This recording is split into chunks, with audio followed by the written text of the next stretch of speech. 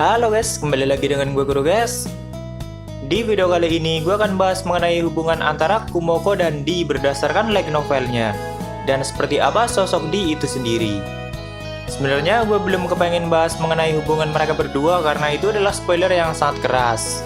Tapi ya banyak dari kalian yang minta dibahas, jadi ya udahlah, mari kita bahas bersama. Dan buat yang lagi baca light novelnya tapi belum sampai volume 9, gue nggak saranin buat nonton video ini. Oke, mari kita masuk ke pembahasannya.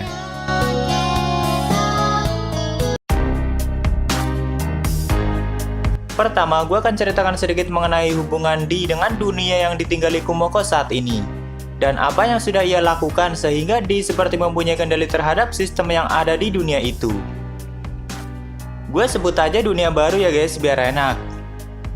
Jauh di masa lalu, dunia baru adalah dunia yang memiliki peradaban yang sangat maju, bahkan melebihi dunia yang kita tinggali saat ini. Dari segi teknologi dan sebagainya. Belum ada sistem skill ataupun sihir seperti saat ini.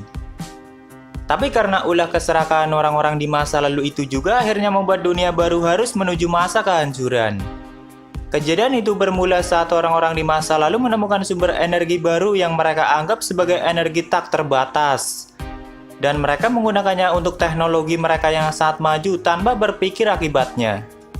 Dan sebenarnya sumber energi yang mereka gunakan adalah energi kehidupan dunia mereka sendiri atau sering juga disebut sebagai energi MA.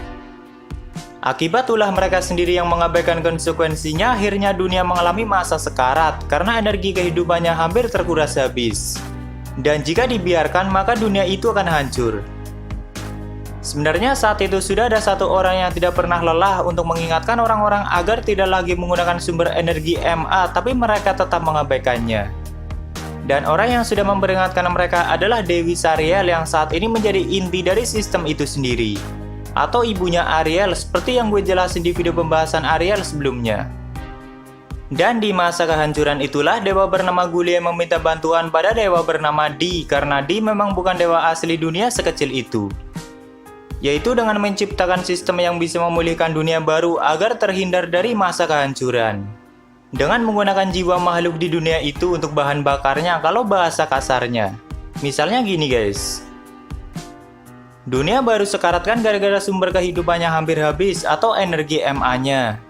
Nah, adanya sistem itu untuk mengisi energi MA agar dunia baru bisa dipulihkan. Cara makhluk dunia baru untuk menyumbangkan energi MA adalah dengan menaikkan stat dan skill mereka dari semenjak mereka terlahir sampai mereka mati. Dan seperti itu terus menerus. Dan makhluk yang sudah menemui masa kematian nantinya jiwa mereka akan direinkarnasi lagi agar menaikkan stat dan skillnya sampai menemui kematian lagi. Terus seperti itu berulang-ulang dari sejak sistem diciptakan.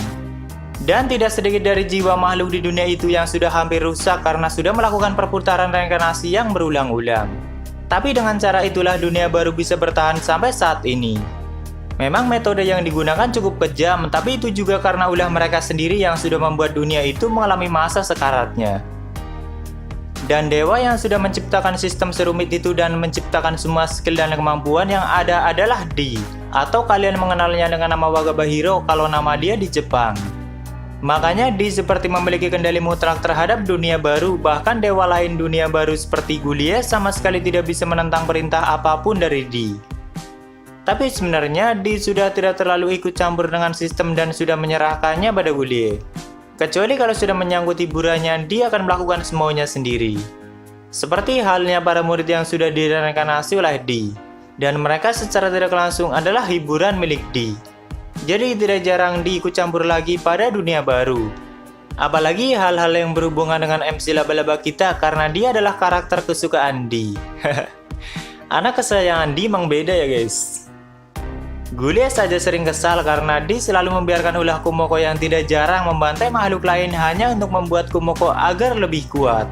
Misalnya, seperti Kumoko yang terus menghabisi klan naga Gulia dan Dee melarang Gulia untuk ikut campur.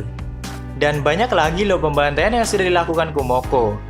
Tapi kalau udah terlalu banget, seringkali Gulia menemui Kumoko langsung karena tidak mungkin menentang Dee. Bahkan anak-anak Kumoko pernah hampir melenyapkan semua manusia dan itu kocak banget sih, tapi juga sadis. Mungkin kapan-kapan bakalan gue bahas guys. Lalu kapan Kumoko tahu kalau dirinya bukan Wakabahiro dan cuma seekor laba-laba yang diberi sedikit ingatan Wakabahiro oleh D?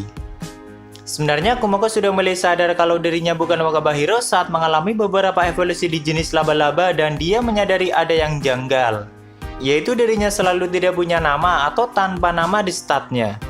Tidak seperti reinkarnator lain seperti misalnya Sophia yang masih bayi tetap mempunyai nama asli di statnya.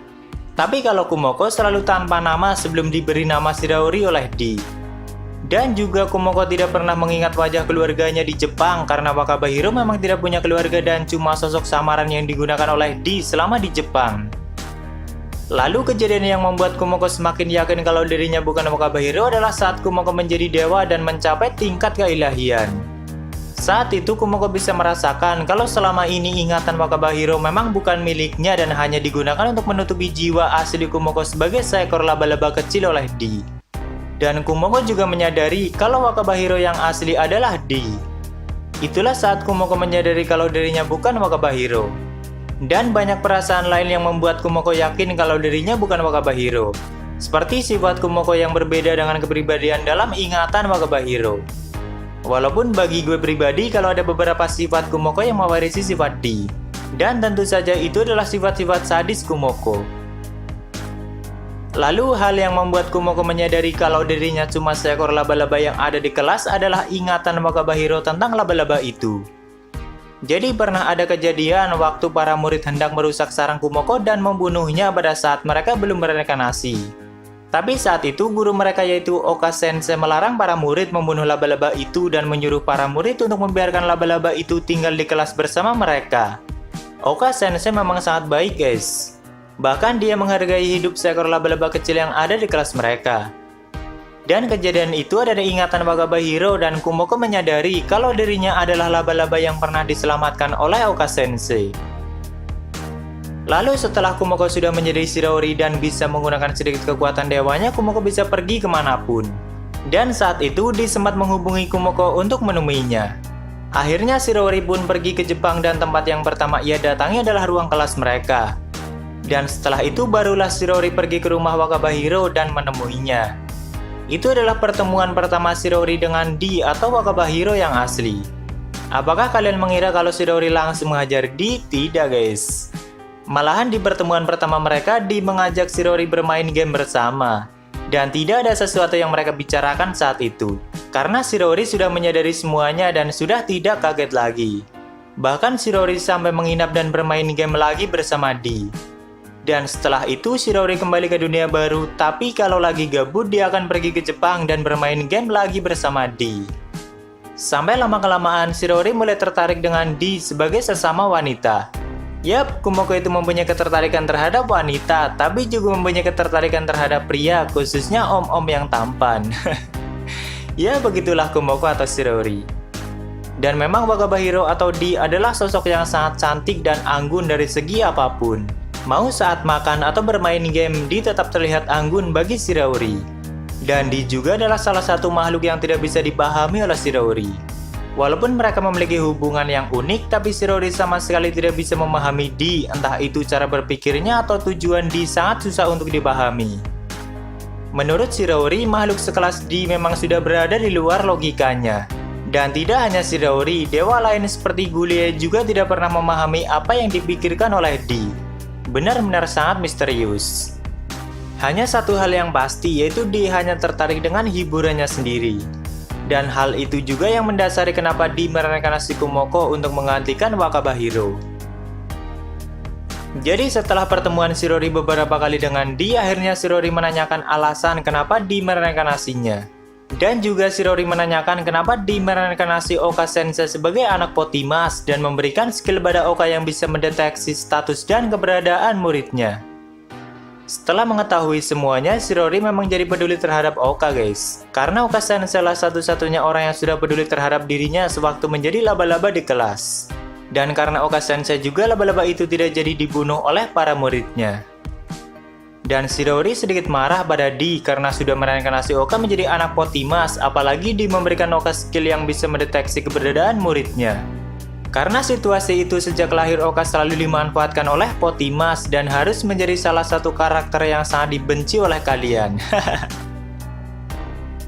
Alasan kenapa Di mereinkarnasi Kumoko dan memberinya ingatan Wakabahiro adalah agar penyamaran Di sebagai Wakabahiro di dunia tidak dicurigai. Tidak lebih dari itu. Tapi tindakan Kumoko yang malah menjadi hiburan tersendiri bagi Di itu sudah melebihi ekspektasinya. Jadi gini guys. Simpelnya Di adalah dewa yang sedang membolos dan bersembunyi di Jepang dan menyamar sebagai manusia yang kalian kenal dengan nama Wakabahiro. Bahkan Di sampai mendaftarkan jiwa Wakabahiro sebagai manusia yang hidup di Jepang dan mempunyai keluarga agar tidak dicurigai oleh dewa tertinggi lainnya. Jadi para dewa akan mengira kalau Wakabahiro memang ada dan manusia yang hidup di Jepang. Tapi sebenarnya itu cuma samaran yang digunakan oleh Di untuk bermalas-malasan di Jepang dan melarikan diri dari tugasnya sebagai dewa di dunia bawah. Nah, tapi karena kejadian yang tidak terduga yang akhirnya menewaskan para murid di kelas, kan Di akhirnya mereinkarnasi mereka semua. Dan otomatis kan harusnya Wakabahiro juga ikut bereinkarnasi bersama mereka semua agar penyamaran Di tidak diketahui. Makanya Di memanfaatkan jiwa laba-laba yang ada di kelas atau Kumoko sebagai ganti jiwa Wakabahiro dan memberi sedikit ingatannya. Dan seolah-olah jiwa Wakabahiro juga ikut bereinkarnasi bersama mereka semua ke dunia baru. Jadi dalam daftar jiwa semua murid dan guru yang ada di kelas itu ikut bereinkarnasi karena mati dalam suatu ledakan. Itulah peran Kumoko dalam skenario yang dibuat Di dan semata-mata hanya agar Di bisa terus bermalas-malasan di Jepang sambil menikmati hiburannya. Jadi jangan mengharapkan hal baik dari seorang Di atau Wakabahiro guys. Tujuan dia cuma bermalas-malasan di Jepang dan meninggalkan tugasnya sebagai dewa di dunia bawah. Dan sorry gue ralat perkataan gue di video sebelumnya yang bilang kalau Di merasa bertanggung jawab terhadap mereka semua. Lalu alasan kenapa Di mereinkarnasi Oka Sensei sebagai anak Potimas dan memberinya skill yang akhirnya cuma dimanfaatkan oleh Potimas tidak lebih cuma agar hal itu menjadi lebih menarik bagi Di. Menurutnya kalau tidak seperti itu kurang menarik bagi Di dan tidak akan menghibur. Setelah mendengar semua itu, Shirori lumayan marah dan sangat ingin memukul kepala Di sesekali. Dan akhirnya Shirori pun memukul kepala Di hingga hancur namun langsung kembali semula. Seperti mempunyai regenerasi tingkat tinggi, bahkan lebih dari itu menurut Shirori. Mau beberapa kali Shirori memukul kepala Di hingga hancur kepala Di akan kembali semula. Tapi karena kejadian itu akhirnya keberadaan Di terdeteksi oleh dewa tertinggi lainnya. Karena Di harus menggunakan kekuatan dewanya untuk meregenerasi tubuhnya. Dan akhirnya dewa yang berasal dari alam yang sama dengan Di langsung datang ke kamar Wakabahiro untuk menjemputnya. Dewa itu bernama Meido dan menggunakan pakaian seperti pelayan. Dan selama ini Meido lah yang sudah mengurus pekerjaan Di dunia bawah selama Di bolos ke bumi. Dan setelah kejadian itu Di kembali ke dunia dewanya bersama Meido untuk mengurus tugasnya lagi sebagai dewa tertinggi. Tapi Di bilang pada Shirori akan tetap melihatnya dan berpesan agar Shirori selalu menghiburnya dan jangan membuatnya bosan. Sebagai catatan, kalau nama Meido baru ada di WN dan di light novelnya belum dijelasin nama dewa yang menjemput Di guys. Meido juga satu-satunya makhluk yang bisa memaksa Di kembali ke dunianya.